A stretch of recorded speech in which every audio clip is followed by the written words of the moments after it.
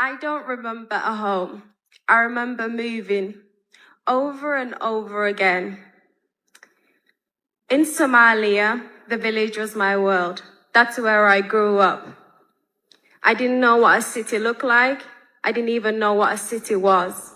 My world was small. My family and I were always on the move, carrying what little we had. Most nights, I didn't sleep in a house. I slept on a camel. I remember waking up with bruises on my body, my legs aching, my back being sore. Sometimes I would fall asleep and wake up suddenly when the camel shifted. Other times, family members would carry me on their back when I was too tired to walk. As a family, we just kept moving and moving.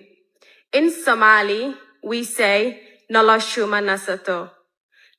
That means life does not rest, because we never did. We didn't live in houses, we lived in waiting. Waiting for peace, waiting for somewhere we could stay. Every few months, we tried to build something that looked like a home, using old clothes and scraps of fabric. And every time, it was destroyed. I became a refugee before I even understood what that word meant. We were poor, so poor that hunger felt normal.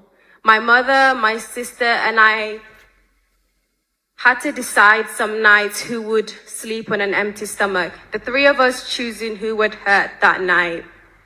When I wanted to learn, I didn't have books or pens. I would write letters in the sand using my finger. The wind would erase it, but I just kept writing anyway. That was my childhood. And then suddenly, I was 7 years old. And I remember being cut. I was a child subjected to female genital mutilation. A violence that stole my voice, my childhood, and the safety that every girl deserves. No one explained, no one asked, no one stopped it. My mother was silent, and the woman believed that they were doing the right thing. People called it tradition. I screamed, I begged, but my voice didn't matter.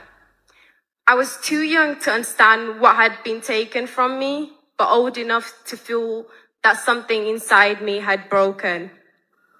When I eventually came to the UK as a refugee, I didn't speak a word of English. I was bullied, I felt different, and there were so many moments that I wanted to disappear. And then something happened. I became Miss World Somalia 2025. A dream that I never allowed myself to dream. But with that crown came responsibility. I left girls behind, still sleeping hungry, still running barefoot, and still waiting.